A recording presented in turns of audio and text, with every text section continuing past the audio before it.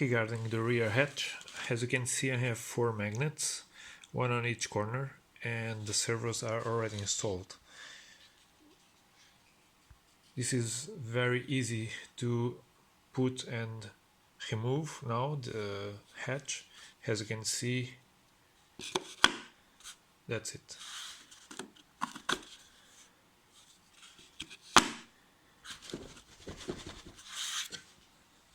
Nice, secure, clean.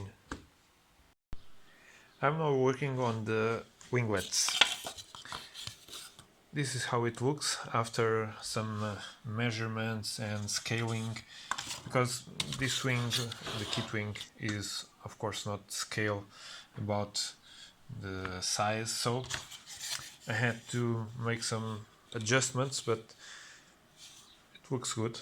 At least it's close to scale. It's fine to me. And about the angle, I found that this triangle stock scrap from what I didn't use because I modified the flaps and ailerons. It's just a nice angle, as you can see, for it. So that's what I'm going to do. I'm going to glue the triangle stock and then the winglet after profiling. It's easier to do it while it is not glued. The last part of the profiling has to be done with it glued. And I might not glue it, I might make it removable for transportation. Yeah, probably with some screws or some magnets. But the final profiling must be done with it in place so that it blends into the wing. Let's see how it gets. After 2.5 hours of work, this is how the winglet looks. There are quite compound curves here, very difficult to reproduce, but anyway, this is not a full-scale model. So I just want look-alike. The dimensions are scale for the dimension of this wing, according to the 3 views of the real aircraft. The curves are almost there. The real airplane has under-cambered profile here, which I did not reproduce. In fact, only the tip has this profile. The rest of the winglet, it's almost only the leading edge and a little bit of the trailing edge that are profiled, not a real profile. Anyway, I made it not fixed, so I have 2 pine wood sticks and a brass lined hole for a 4mm screw that is going to grab a self-locking nut. Not a self-locking, but it's a nut that has plastic inside. I don't recall the name now. It's more than enough for it to be secured in the wing, and I think it looks nice. Now I only have to do another one just like this. I think it will be easier. I still don't know if I'm going to take the molds out of this, because it's a lot of work, and if I have the molds it's easier to reproduce when I think about it. Now onto a milestone, installing the electric motor. I have made some measurements, and for the motor to go in its correct position I need to get it forward of the engine firewall, the old internal combustion engine firewall, for about 45mm. I already made this plywood motor mount. Maybe I make still some lightning holes here on the sides, but it's already done. It has the plywood goes into the firewall, but the good thing is that this allowed me to have enough space for me to do something I really wanted, which was to retract the nose landing gear forward.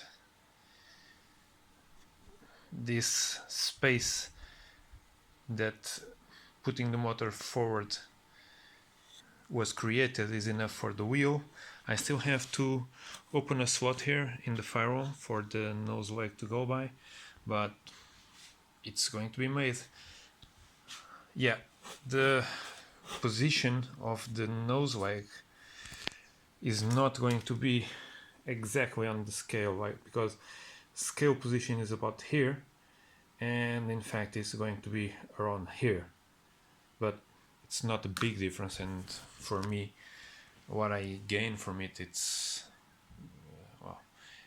worth the difference. I also want to make some gear doors, but more from that later on.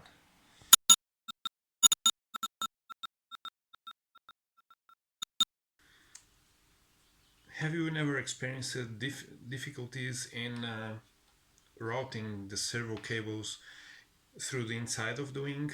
Not while you build it, but for example with servo, if you need to replace a servo, you take the lead out and then you have a lot of trouble and time to get it passed on to the wing root again. Well, I have a suggestion that will help on that. I had the same problem as almost any modeler, I think, so I had to sort it out. It's very easy. Just get some tubing or wood dowel or anything that has the diameter that will allow you to put at least one or two servo leads. I always do it oversized so that I don't get too much trouble passing it. So get a tube or a wood dowel, the diameter you want and the length you want, and just get some used paper sheets, A4 or larger. It depends on how long you want your tubing to be. I only need one for this purpose, and it's as easy as this. Just roll it out. There are several ways to do this. You can put some glue while you are rolling this. I generally only put some tape.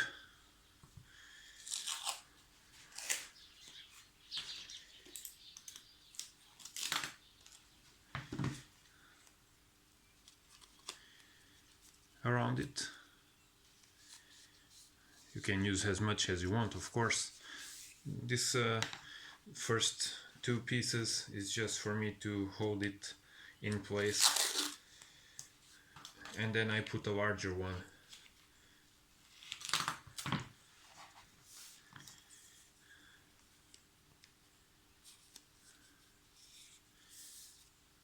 Yeah.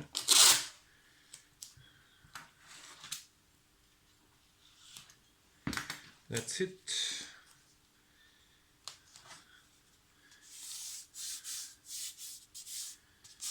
Just roll it nicely.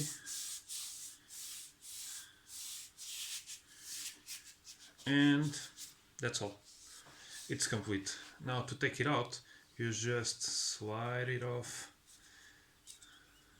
your tubing or your wood dowel, and you might, I just want to trim a little bit of excess tape there, and there you have it. Quite sturdy. For sure the wing lid will pass on to it, and the only thing left to do is for you to, so I want to pass, I will have a hatch here and a hatch there, so, or a big hatch, maybe it's better. So there's a hole there. I only need it from this rib to the root. Just mark where you want it to go, make the holes in the wing ribs, and glue it in place.